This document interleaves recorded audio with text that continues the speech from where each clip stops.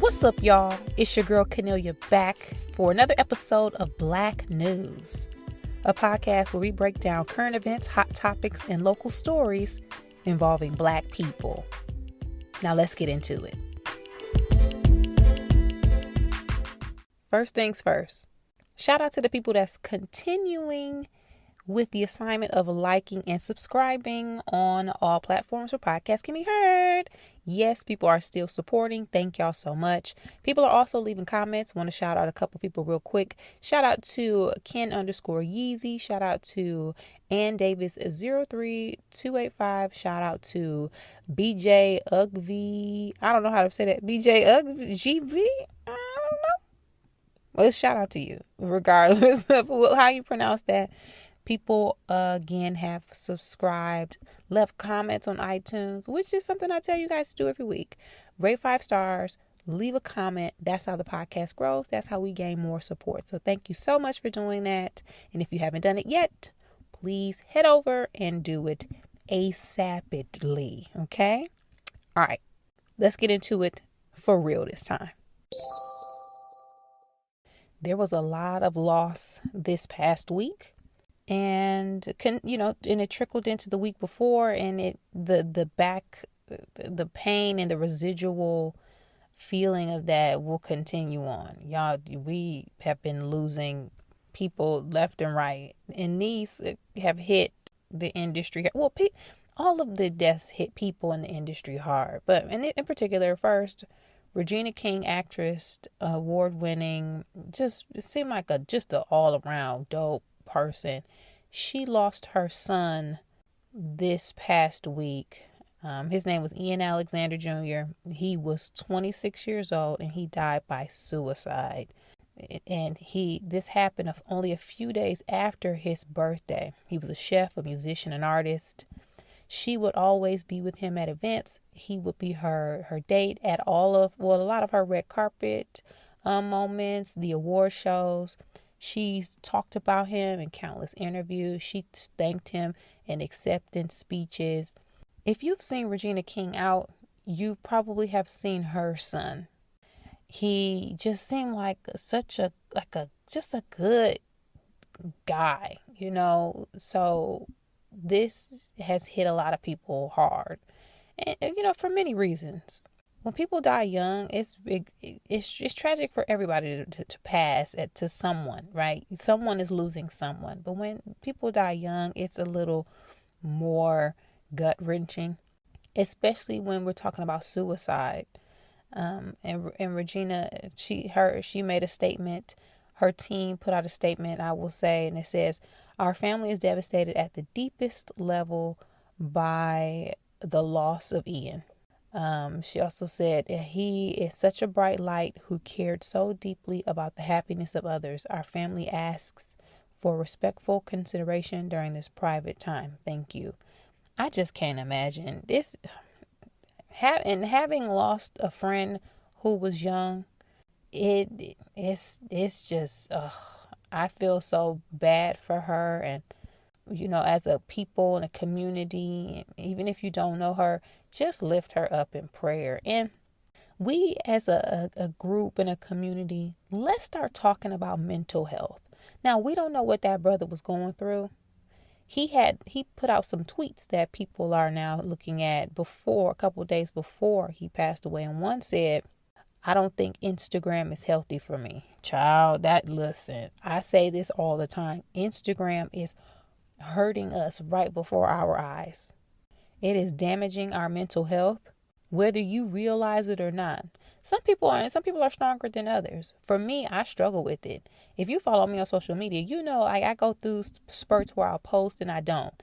It's mainly because the pressure that I feel with Instagram and trying to keep up that pace and share my life when I don't necessarily like Instagram for that reason, and then seeing people who they just seem inauthentic, and then me absorbing that and people putting that out for us to absorb. I don't like it. So when I saw that he tweeted that, I was like, yeah, I can see that. Another one he said was, You know that episode of SpongeBob where they go inside his brain and it's a bunch of mini SpongeBobs just losing their shit? Yeah, that one really hits home. So it sounds like he was going through a battle, and unfortunately, it ended the way it ended. But as a people, we need to start looking at the mental health of ourselves and each other. It's easier said than done to get help, but if you see somebody not doing well, help them. Reach out a hand. And if you yourself aren't doing well, it's okay to want to reach out and help yourself, or try to ask somebody to help you, whatever it takes. Because with suicide in particular, and I just saw this point today, men commit suicide at a rate of 3.7 times higher than women. Men, we gotta start talking. We gotta turn the corner on this. Also, the suicide rates between 1999 and 2019 increased by 33%, and I'm willing to bet that it's increasing due to the pandemic right now. I'm not 100% sure about that, but I will bet the house on it, because it's been a rough time for a lot of people. So, prayers up to Regina King and her family, her friends, her loved ones, everybody who is suffering that loss. Ian's father. It's just sad, man. We also, y'all know I'm a Delta. Y'all know I'm a member of Delta Sigma Theta Sorority Incorporated. And we just lost our national president to an illness. And it didn't say what the illness was, but it was sudden. And she was just appointed national president at this past convention. So she was only in that position for a short amount of time. But she's been at Delta since the 80s. And the statement from Delta says, "It is with great sorrow that Delta Sigma Theta Sorority Incorporated shares the passing of our beloved national president and chair of the National Board of Directors, Cheryl A. Hickman. President Hickman transitioned peacefully on January 20th, 2022 after a recent illness. President Hickman was a devoted member of Delta Sigma Theta since 1982 and served in various capacities at the chapter, regional, and national levels before being elected national president. She is remembered not only for her role as a leader, but for being a colleague, friend, and most of all, sister. The entire sisterhood of Delta Sigma Theta Sorority Incorporated mourns the loss of President Hickman. During this difficult time, we ask that you respect her family's privacy and keep them in your prayers." Y'all, it's a lot. I don't know anyone in the sorority who is directly close to President Hickman. So I don't know what the recent illness was, but it's tragic regardless. Whether it was something she was dealing with, whether it was sudden, whatever the case may be, it's a tragic loss. And, pray for her family, her friends, pray for the sorors who were close to her and had ties with her line sisters, chapter sisters, all of those. Please keep them in your prayers. We also lost Andre Leon Talley, who was a fashion icon. It's just been a lot. It's been a lot, y'all. If you listening to Black News and you are having a hard time, reach out to somebody. Child, hit me up. Okay? Hit me in them DMs. Hit me. Don't hit me hit me. Reach out, hit me. Let's talk. Reach out to someone, because we don't want us to get into a place where things just get too dark for too many people. So I'm praying for y'all, anybody that's going through something. I pray that you find peace, and just always know it ain't never too late to do something different or make a change. And somebody wants you here. Whether this is a suicide discussion, illness discussion, whatever the case may be, just know people are always in your corner. With that said, let me know on social media your thoughts about the recent passing of a bunch of different icons at Kennelia on Twitter, Instagram, and Facebook. I mentioned this a few episodes ago, but I don't necessarily like critiquing or talking about other people's podcasts. That's your space. That's your platform. Do what you need to do. Host it the way you host it. Whatever. Because your damn show ain't going to tell me what to do with mine. Okay? With Black news. However, sometimes people be saying stuff and I have to bring it to the Black news listeners. Y'all, we got to talk about it. In this particular situation, Ari Lennox, who I love me some Ari Lennox. Okay? Ari Lennox, I saw her perform at it wasn't even a concert, right? She just did a couple songs and she was full out. I'm talking about, it was only maybe 60 people in that room and she killed it. I love her. I see her and I see like a little sister. Even though I don't know how old she is.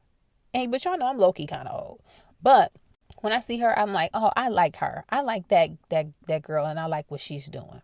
So she did an interview and I only know about this because it went viral. And again, it was on the Shade Room, which I told you I was going to stop following, and I did not stop following the Shade Room. Anywho, the podcast that she was on was called Podcast and Chill. And there was a host. It's a South African podcast, by the way. And the podcaster, his name was like Mac G, I believe. They were asking questions, talking about things. And he said, and excuse the language, he said, a quote, "And where are we right now? Is someone fucking you good right now?" What, sir? Excuse me? Y'all.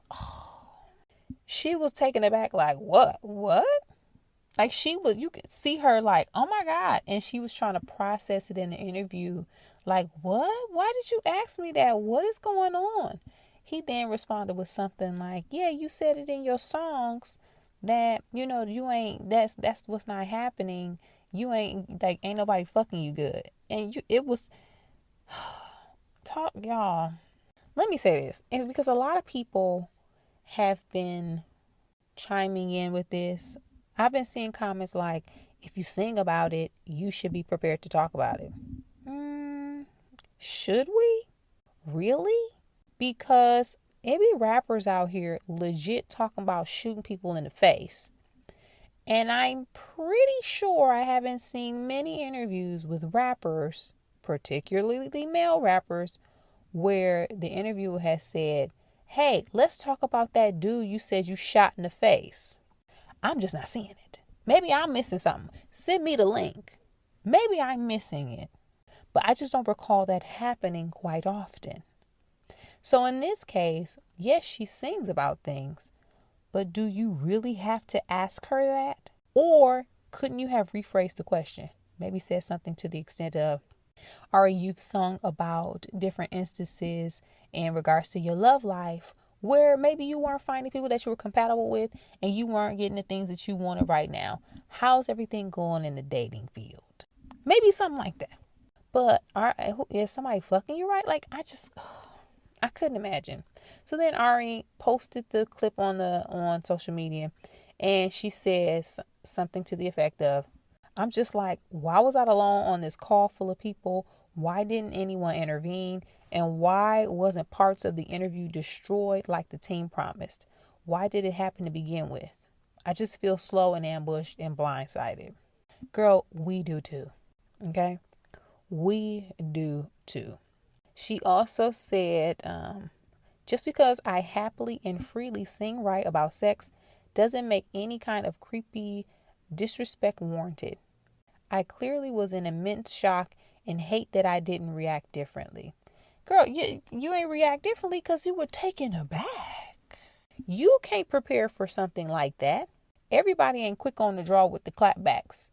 So it's, when I watched the video, I was like, yeah, I can see how that happened, because who would have prepared for an interviewer to say that? She went on to say that she doesn't want people to feel sorry for her. She's tired of the narrative. She's exhausted. As for interviews, she's not doing them anymore. That's enough lives and interviews out there already. She said there's enough interviews and lives out there already. Y'all, my question is, one, why do people feel like now they can talk to and say and ask people just anything? I know this was always the case, but social media has magnified this whole going viral and this shock value and just, ugh, child, I just, If you're listening to this podcast and you are an interviewer or you are in the industry, journalist of any kind, you know what? I won't even say journalist, because if you're a journalist, you should know better, but some don't. So I take that back. Be mindful of the types of questions that you're asking people. When people come and agree to do an interview with you, I'd like to think of it as like a sacred and a safe space. They are doing you the pleasure of coming there and being open and honest in a setting that can be uncomfortable for a lot of people.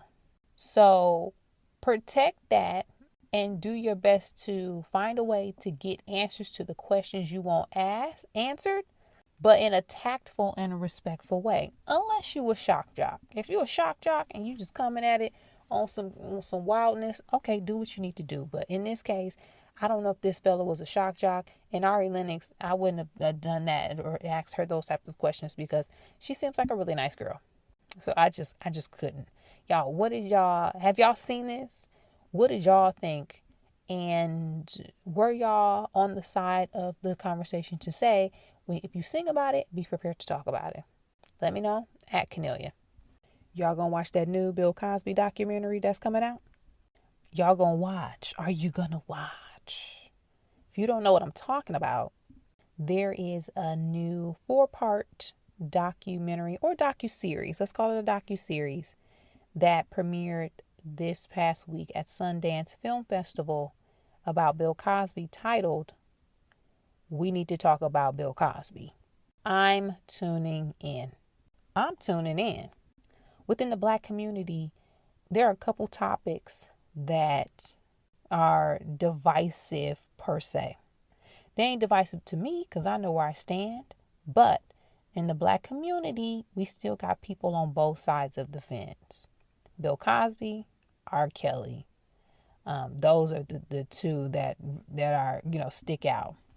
Both accused of sexual assault. So with Bill Cosby, I'm going to watch this because I always find it interesting, especially as a comic,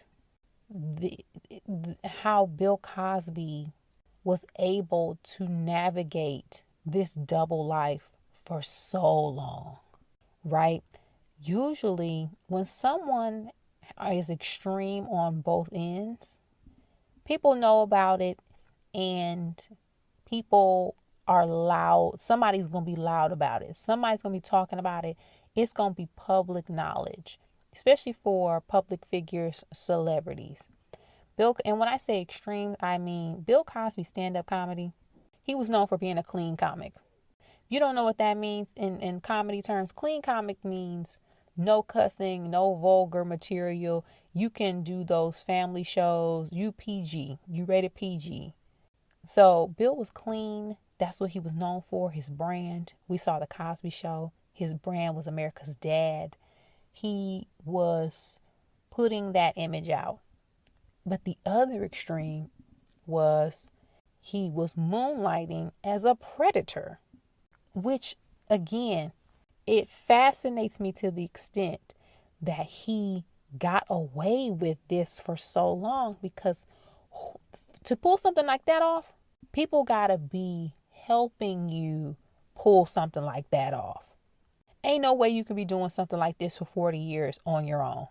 So with this docuseries, I'm wondering and I'm hoping if they dig a little deeper into that. The machine or the workings behind this. Because when you have that kind of power and access, somebody saw something. A lot of people got Bill Cosby stories. But I'm hoping or wondering and anxious to see if those Bill Cosby stories have come out. We've seen the trial. We've seen the news. We've been watching this for many, many years. Bill Cosby has been out of prison. Basically got let out on a technicality. But we have heard stories from a lot of victims about what has happened. We also know that there are some victims who have not spoken out. We know some of the victims who have. Some were not sexually assaulted. Some were drugged. Some were touched grope, which is still a version of sexual assault. Some were raped. There is a range of things that have happened. But this docuseries, I believe, talks about that. And it interviews different people within the industry about their perspective of Bill Cosby, Heathcliff Huxtable versus the man who ended up going to jail. I'm tuning in. It's coming out on Showtime. It is produced by W. Kamau Bell. He is a comic director, entertainer. He also has that show United Shades of America. I believe that was on CNN. So y'all, I'm tuning the F in. I want to see this. Let me know if y'all gonna be watching. And I'm wondering if it's gonna end up like Surviving R. Kelly, because y'all know that took the Pied Piper down.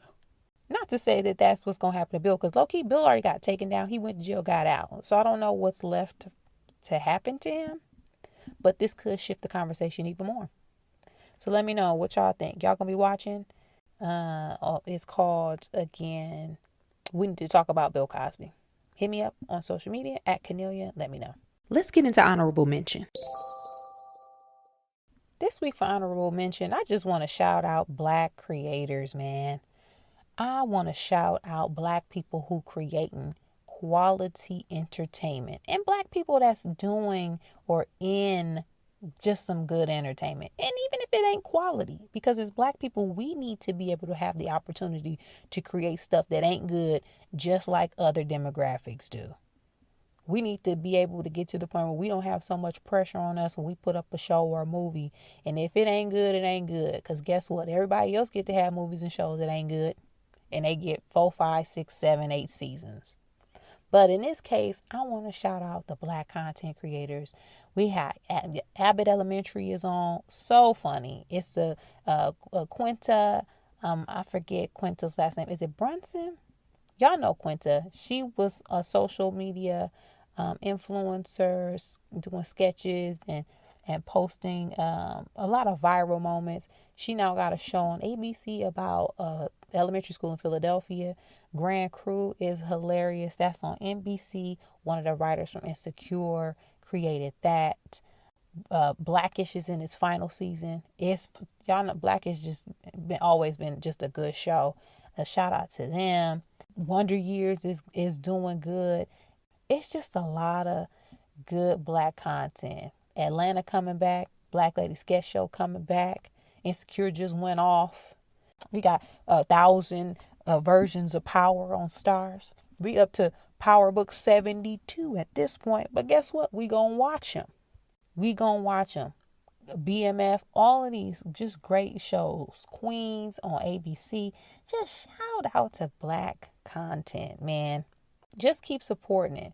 Keep watching, keep supporting it, keep tweeting about it, keep posting about it, keep being on TikTok and doing videos and commentary about it. Y'all just shout out to everybody, because if you don't know, it's hard to get your stuff made out here. It is so hard to get your stuff made out here. Yes, people feel it seems like people know that, but you don't really know that. You don't really know how many yeses you gotta get and how many things have to align for you to get your show made and on TV and your movie. Oh, it take a lot, y'all. So shout out to them for just giving us some good content and stuff to watch, right? Because we love us some TV. I love me some TV, and I'm just taking all of it in and waiting for my opportunity, because I got some stuff that's gonna be on TV. Don't sleep. So with that said, have y'all been watching any of these shows? Abbott Elementary, Grand Crew, y'all waiting for Atlanta to come back, Snowfall coming back, Power Book 7,000, all of these. Let me know what y'all watching.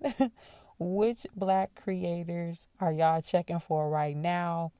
Let me know on social media at Kennelia. That's it for this week's episode of Black News, y'all. Thank you again for supporting the podcast and continuing to spread the word, telling all your friends and family, and liking and subscribing. I appreciate it. We are growing. We are getting bigger and stronger in numbers. So I am so thankful for you all. And I ask that you please continue to do that. And when I say like and subscribe, especially on Apple Podcasts, be sure to hit that 5 stars, leave a comment. People read those. They get the feedback. They're like, you know what? That sounds good. Let me hear what she got to say. That's what we want, and continue to do so. Hit me up on social media if you guys have topic suggestions. I'm at Kennelia on Twitter, Instagram, and Facebook. That's at Kennelia, like Kenny and Ophelia.